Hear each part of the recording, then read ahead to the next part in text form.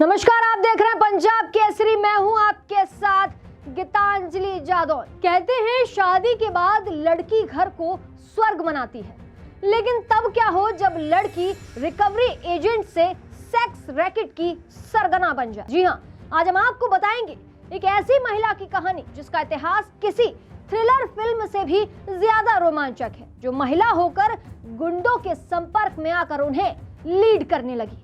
धीरे धीरे महिला गैंगस्टर बन गई।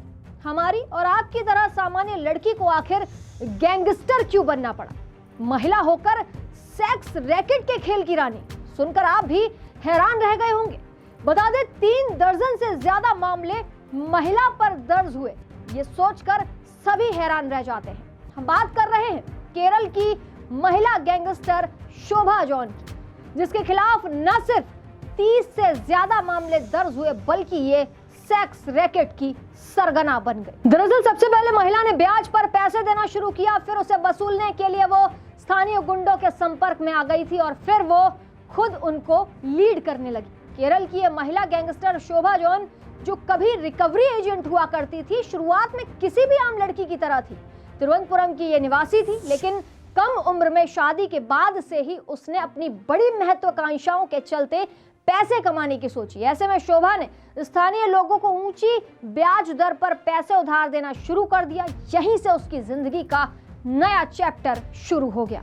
आप जानकर हैरान रह जाएंगे कि गुंडा एक्ट में अरेस्ट होने वाली केरल की पहली महिला शोभा बनी। जी हां, केरल की राजधानी तिरुवनंतपुरम की रहने वाली शोभा केरल की पहली महिला थी जिसे गुंडा अधिनियम के तहत गिरफ्तार किया गया, जिसे वर्तमान में अब केरल असामाजिक गतिविधि रोकथाम अधिनियम के तहत जाना जाता है। बता दें, हत्या, देह व्यापार, ब्लेड माफिया द्वारा दिए गए अपराध और उनकी साजिश से जुड़े विभिन्न मामलों में शोभा को आरोपी बनाया गया था।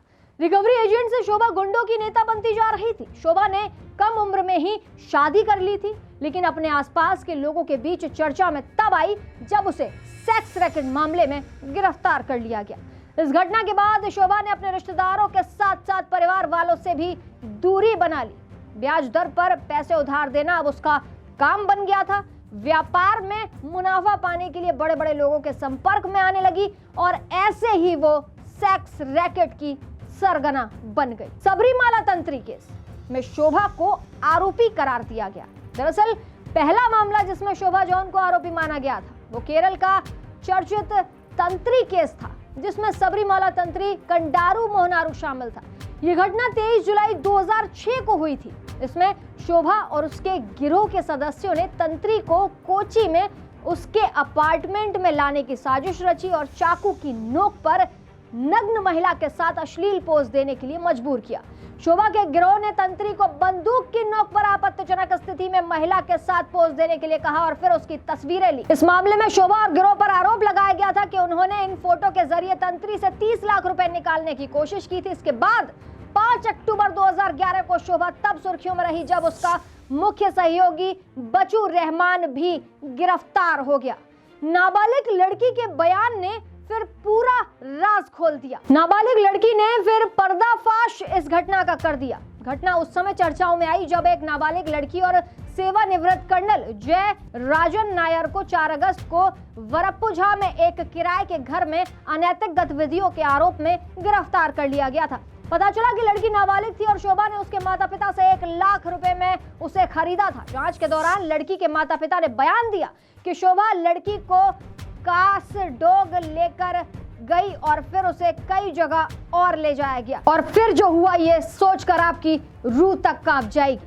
इसके बाद केस सामने आया, वरप्पुझा सेक्स रैकेट केस, जहां नाबालिग लड़की ने मजिस्ट्रेट को दिए गए अपने बयान में कहा कि उसके साथ 100 से अधिक लोगों ने दुर्व्यवहार किया।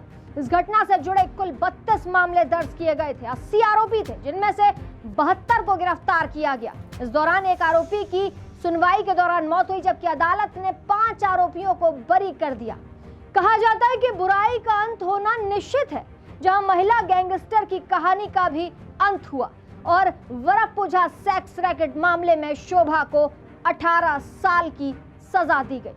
बहरहाल ऐसी और थ्रिलर से भरी कहानियों को जानने के लिए देखते रहें क्राइम दस्तक।